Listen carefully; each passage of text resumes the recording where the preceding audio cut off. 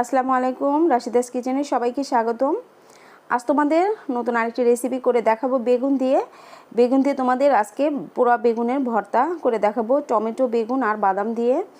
ভীষণ টেস্টি, ভিন্ন ধর্মী এই ভর্তা। বেগুন দিয়ে কিন্তু অনেক ধরনের ভর্তা দেখিয়েছি আর তোমরা খেয়েছো। আজকে কিন্তু একদম অন্যরকম একটা ভর্তা, একদম বেগুনের সবচেয়ে বেস্ট আইটেমের ভর্তা এটা হতে যাচ্ছে। তো চলো বেগুন ভর্তাটা দেখে নেই। প্রথমে বেগুনটা পুড়িয়ে নিচ্ছি। এটা সরিষার তেল মেখে বেগুন আর টমেটোটা খুব ভালোভাবে পুড়িয়ে নিতে হবে, খুব ভালোভাবে কম আঁচে পুড়িয়ে নিতে হবে। এই গরমে কিন্তু মাছ মাংস একদম খাওয়া যাচ্ছে না, ভর্তা ভাত হলে বেশ ভালো লাগছে। তাই নতুন নতুন তোমরা ভর্তা রেসিপি দেখে ভর্তা আইটেম করে খেতে পারো। বেগুন আর টমেটো পোড়া হয়ে গেছে অলরেডি। দেখো যে আমি টমেটো আর একটা বেগুনের খোসা ছাড়িয়ে নিয়েছি। তারপর মনে হলো যে তো ভিডিও তো করিনি, পরে যে একটা বাকি ছিল সেটাই তোমাদের খোসা ছাড়িয়ে দেখাচ্ছে। আর খোসা ছাড়াতে তো সবাই পারো, তারপরেও আমি এটা দেখিয়ে দিলাম। খুব সহজ, উপরকার খোসাটা ফেলা একদম সহজ। দেখো এই যে বেগুনটা ছোট ছোট করে কেটে নিতে হবে, বোটা দুটো ফেলে দিচ্ছি। আর টমেটো একদম তোমরা যে কোনো ম্যাশার দিয়েও ম্যাশড করে নিতে পারো, বা যেভাবে চাকু দিয়ে, যেহেতু একদম সিদ্ধ হয়ে গেছে, বা হাত দিয়ে কচলিয়ে একদম ভর্তার মতো করে নিতে পারো, তোমাদের ইচ্ছা। এই যে টমেটো আর বেগুনটা একদম মানে ম্যাশড করে নিলাম। এখন এই যে বেগুন ভর্তাটা করব। প্রথমে সরিষার তেল দিলাম, সরিষার তেলের মধ্যে দিয়ে দিলাম রসুন কুচি, 1 টেবিল চামচ রসুন কুচি আর 2 টেবিল চামচ পেঁয়াজ কুচি দিয়ে হালকা ব্রাউন করে ভেজে নিতে হবে। হালকা ব্রাউন হয়ে গেছে।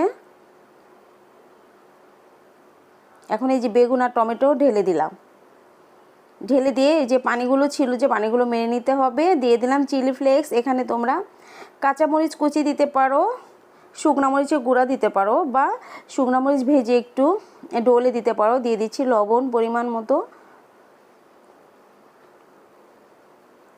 এবার দিয়ে দেব অন্যরকম, বলছি না অন্যরকম একটা ভর্তা। এখানে বাদাম, ভাজা বাদাম একটু গুঁড়া করে দিয়েছি, এখানে 2-3 টেবিল চামচের মতো গুঁড়া করে দিয়েছি। এইভাবে বেগুন ভর্তাটা খেয়ে দেখো, বেগুন ভর্তা এতটাই টেস্টি হয় এই বাদাম দেওয়ার জন্য, মুখে থেকে স্বাদ আর ছাড়বেই না, শুধু এই ভর্তায় খেতে ইচ্ছা করবে, এতটাই টেস্টি হয়। দিয়ে দিলাম ধনিয়া পাতা লাস্টের দিকে, প্রায় শেষের দিকে ভর্তা।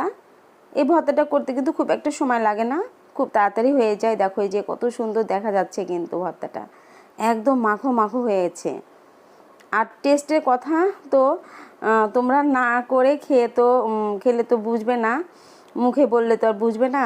সামান্য একটু চিনি দিয়ে দিলাম, যেহেতু টমেটো দিয়েছি, একটু টক স্বাদ মারার জন্য সামান্য, খুবই সামান্য একটু চিনি দিয়ে দিলাম। এতে করে স্বাদ দ্বিগুণ বেড়ে যাবে। হয়ে গেছে ভর্তা। এই যে বেড়ে দেখাচ্ছি, দেখো দেখতে কতটা অপূর্ব লাগছে। এই যে কথা বলে না, যেটা দেখতে সুন্দর সেটা খেতেও ভালো হয়। একবার হলেও এই ভর্তাটা তোমরা বাদাম দিয়ে করে খেয়ে দেখো, ভীষণ টেস্টি হয় কিন্তু।